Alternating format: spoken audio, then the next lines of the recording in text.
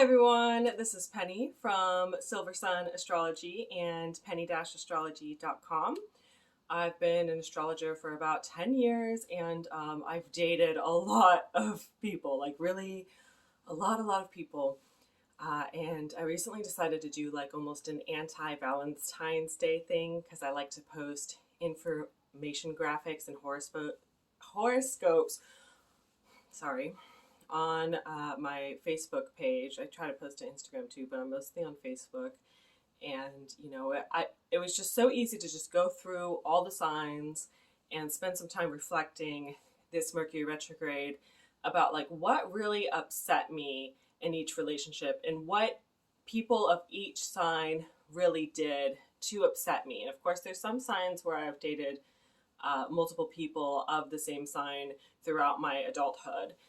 So I'm just going to go through in order and talk about what you might have done wrong in your relationships. And this is very hypothetical because you might not be like the people I dated at all, and your situations might be very different, but you might have like at least one failed relationship that you're reflecting on this Mercury retrograde where you're like, wow, that really explains a lot. And I really got a chance to look at my shadow side and understand some of what went wrong in my love life.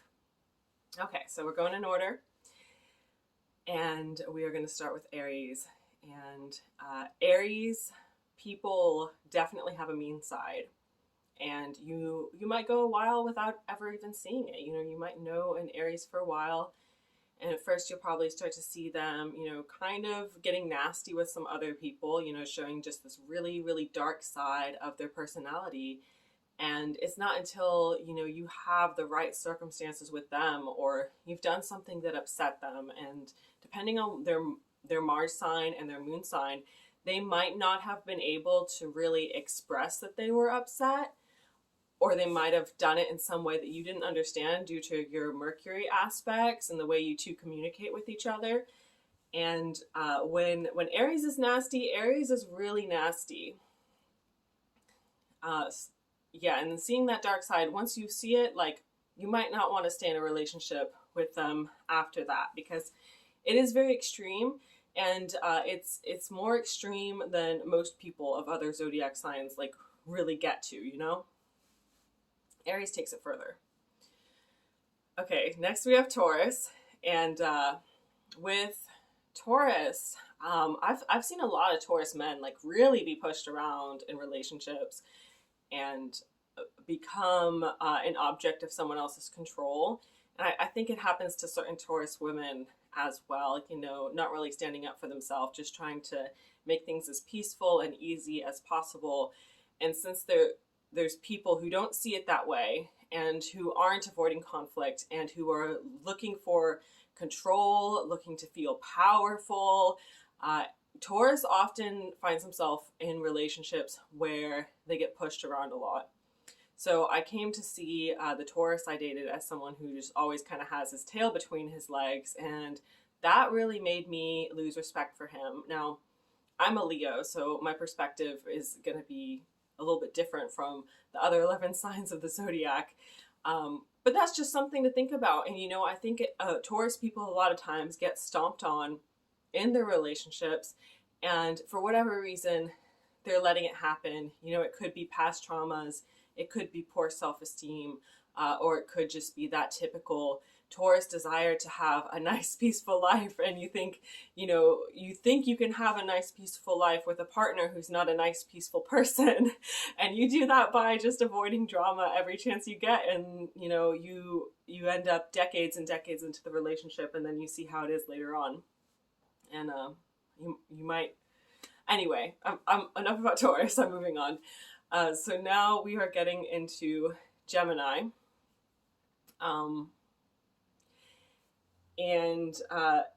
Gemini people are deceptively stubborn. They might not seem as stubborn at first because they're willing to have conversations about it. They're always good at seeing different points of view and different perspectives and even explaining those different perspectives. And it can be hard to figure out like what is the thing that they actually believe, like where are they actually at, and kind of put them in that box and have them figured out. But when Gemini gets into a bad habit of any kind of bad habit, it is almost impossible to get them out of it. So it might be serial dating, non-monogamy. I know non-monogamy is not necessarily a bad habit. For some people that is a lifestyle, but that's a different thing. You know, if you're non-monogamous and you're trying to date monogamous people and you're not being honest and genuine about it, yes, that is a problem. I'm not judging anyone though. I always want to clarify that. Like, you can still come to me if you're having some type of problem and you're on the other end of this. But yeah, a lot of it's eating habits. You know, it might be substance abuse, even things like just drinking too much coffee and drinking coffee to the point where you feel sick or you have anxiety, things like that. You can't really talk a Gemini out of a bad habit because they're already having all these internal dialogues, and it's almost like they get to a certain point where they can't even hear you. They can't listen. They can't cooperate. They can't take in the new information coming from someone else because maybe they think they know everything. Maybe they think they have everything already figured out, or they're just too stuck in their own head to even really be able to hear you out. Next we have Cancer. So if you've been following my channel for 10 years, when was my divorce? You might know that I was married to a Cancer at one point, and Cancer is a little bit like Aries in some ways, and they might not seem like that initially, but they do have a dark side. They do have a really nasty side, and they normally come across as being very sweet, you know, and it'll take an even longer time, most likely, to see a Cancer's nasty side. But some of them can get pretty bad. Some of them can get pretty dark, and it's because all of that subconscious energy that they don't face, that they leave stewing underneath the surface, and it causes them to treat certain people in a bad way. It might cause them to act out in anger, or it might cause them to do things that really weren't good, and maybe they didn't mean to do the thing that wasn't good. But like I said, it's because they have something deep and internal that they weren't willing to deal with. Okay, next we have Leo, and that is my own sign. We are super dramatic, and if we're not self-aware, we can really get sucked into that cesspit of self-pity, and almost like we're doing our own little dramatic play and script about our life, like, woe is me, please pity me. There's other signs that do it for sure, trust me, I've seen it from other signs too. But when Leos do it, they're so manic about it, and so in your face about it, to the point where, you know, you can kind of see them ratting themselves out. You can see them telling the sob story one minute and then bragging the next minute. And it's like, okay, Leo, we all see through that, and no one's really believing it. So just cut it out.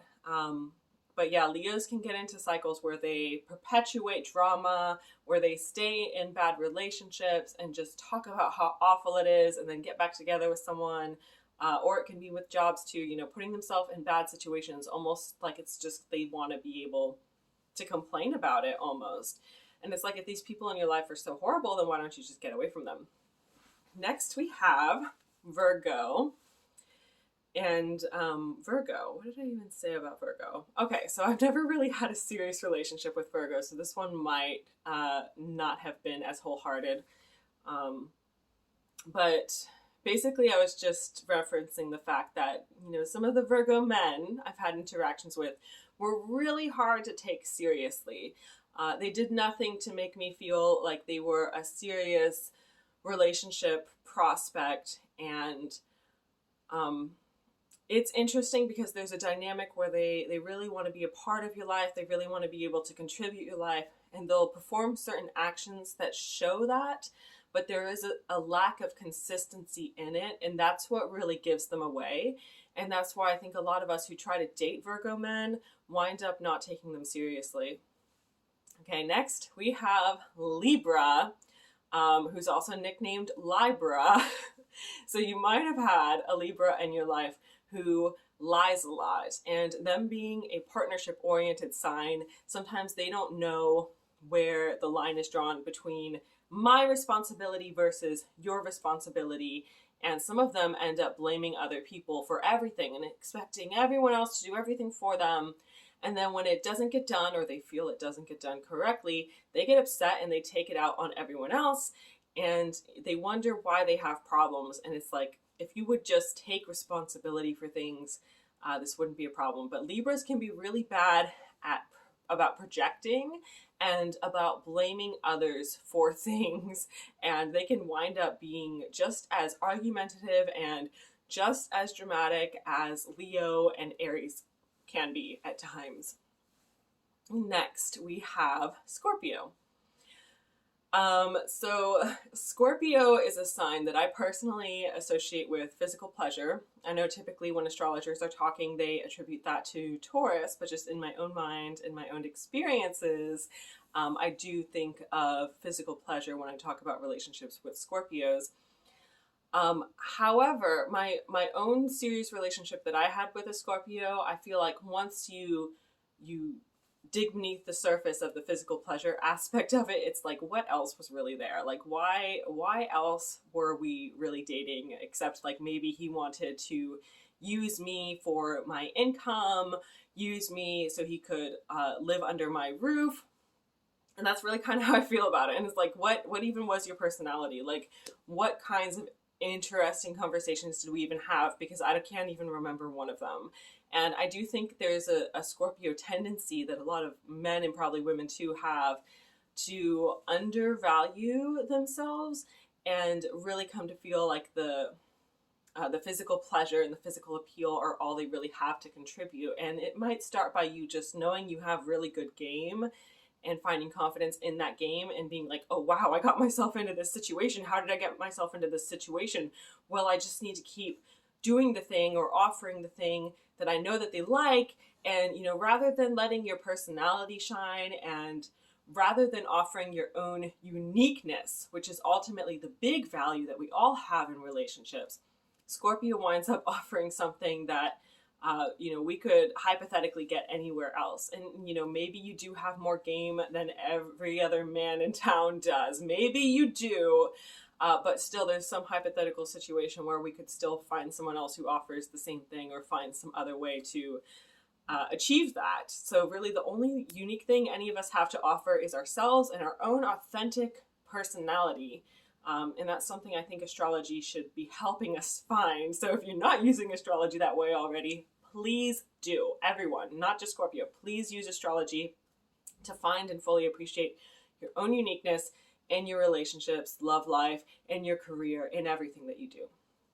Okay, and we're moving on to Sagittarius. I've heard them get some pretty bad nicknames in some of the astrology groups. I won't repeat those here because I don't want to get demonetized on YouTube again. Sagittarius, okay. Man, the only two Sagittarius men I've tried to date that I remember were awful, just like completely horrible. Liars and not even good at lying, just like shamelessly lying as if they thought I was totally stupid. And I'm pretty sure they both were dating someone else, but trying to convince me that they weren't dating anyone else. And it did illuminate the fact that, you know, some of them have this feeling that they feel like there's always something better they can get somewhere else. And they never stop chasing after that dream. And it might come from a very romantic place where they're trying to fulfill something in their heart, fulfill a certain standard and a certain desire about the type of epic love and epic romance that they want to be able to have.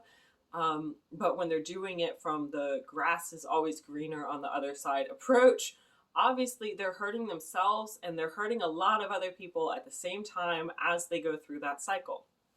Next, we have Capricorn. I don't even want to talk about my relationship with a Capricorn. Absolutely not. I am not doing it. I am moving on to the next sign. I feel bad for all the Capricorns who just like watch this and like, you know, you're innocent. You're an innocent bystander. You're not the Capricorn I dated. At least I hope you're not watching my dang video.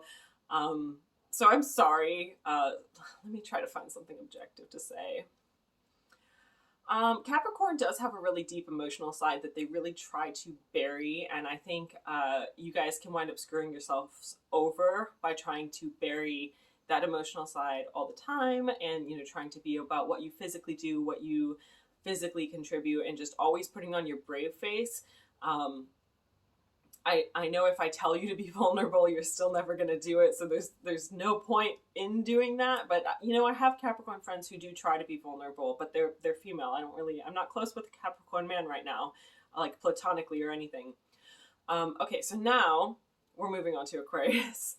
And Aquarius, oh my gosh. The Yikes. Okay, so there's one Aquarius I dated who I was seeing pretty consistently. And we were also fighting pretty consistently. And then there was one I dated who I was seeing inconsistently, but we would I don't know, we would maybe get along for a day and then we would just start fighting again. And part of that is because my own sign is opposite from Aquarius. And then, my Pluto is square from Aquarius and I have my Saturn in Aquarius. And it's just, for the most part, I don't have good synastry with Aquarius people. I can be great friends with Aquarians. Like I have so many Aquarian friends, but the synastry and the romantic prospect for me in Aquarius is not there. I'm not sure I could ever have a healthy romantic relationship with an Aquarius. And because of their distant attitude and whatever else is going on with them. One of the ones I dated had moon in Capricorn, and then the other one I dated had moon in Scorpio. And that definitely changes like whether or not they feel distant or whether they feel emotionally connected. Their moon sign does. But I felt like my insecurities of being alone and being abandoned were activated a lot. And even for the one that I was seeing consistently, it did feel like he wasn't really emotionally present or emotionally available. And I did pick up on that. And then, there's the one that wasn't even physically present most of the time, who, might have been emotionally available, but was hiding it pretty well. Okay, now we have Pisces. And similar to Virgo, I've never had a super serious relationship with a Pisces, but it's because of, like I was talking about with Aquarius, my own romantic synastry with Pisces, for the most part, isn't really good, but for different reasons. I don't think I have good chemistry with Pisces people, and I haven't really found myself in a relationship where I was attracted to a Pisces person. Now, I have heard other people talk about Pisces and, how toxic they've gotten. And really what happens to Pisces is you guys are like a psychic sponge, and over time you absorb more and more stuff. And like to an extent, you do have a choice. And what do I want to expose myself to? But you need to know that whatever you're exposing yourself to, you're also absorbing. You're also taking that in, and it's going to become a part of you. And that's true for everyone to some extent. Everyone has Pisces somewhere in their chart, even if there's no planets or what have you in Pisces for them. But what we give our time to, it over time does kind of become us. And I think that is just so extreme for Pisces people. And the more Pisces influence you have and the stronger it is in your chart, the more true it's going to be for you. And if you've had a rough past, which of course is a difficult start, and then you've continued to have toxic relationships over time, and you've let these negative thought patterns repeat within your mind, then it's going to be really hard to be a good partner for someone else. And I think that's why I've talked to so many people who've had so many horrible problems with Pisces people, because Pisces is not supposed to be this mean sign. And when I think of Pisces, I still don't think of meanness, but there's definitely mean things that Pisces people are doing. Pisces is supposed to be the sign that is closest to God, but in a way I would say Pisces is like really the sign that's most challenged because of this ability to connect with everything around them, which to me is kind of synonymous with being close to God, being able to connect with everything around you. But it's also not easy. It's not an easy path to follow. So if you don't really become aware of that and start to see it for what it is, then you might end up being like 10 different people's toxic ex, and no one really wants that. So anyway, if you need anything from me, you can check out my website. Make sure you're following me on Facebook. If you want to contribute to my Patreon, I would greatly appreciate that. It makes such a big difference to me knowing that there are people who are on my Patreon supporting me. And don't think I've mentioned this on my YouTube channel yet. I did get certified to instruct people through meditations, and I am continuing my education, like hopefully for the rest of my life, with yoga, Kundalini yoga, and meditation. So we'll be seeing more of that in the future. Thank you guys so much for watching. Bye.